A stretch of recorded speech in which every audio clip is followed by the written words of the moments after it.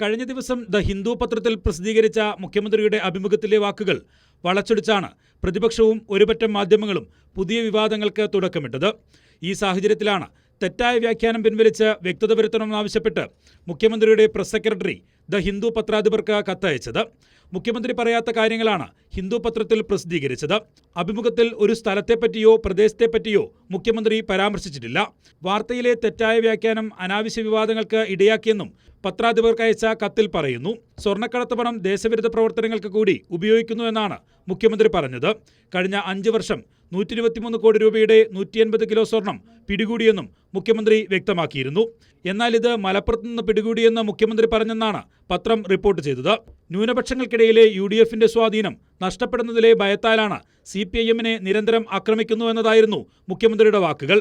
എക്കാലത്തും സംഘപരിവാർ വിരുദ്ധ നിലപാട് ഉയർത്തിപ്പിടിക്കുന്ന പാർട്ടിയാണ് CPIM എന്നും അഭിമുഖത്തിൽ വ്യക്തമാക്കിയിരുന്നു. ഇക്കാര്യങ്ങളെല്ലാം ചൂണ്ടിക്കാട്ടിയാണ് മുഖ്യമന്ത്രിയുടെ press secretary PM Manoj Hindu പത്രാധിപർക്ക് കത്ത് നൽകിയത്. കൈരളി ന്യൂസ്, തിരുവനന്തപുരം.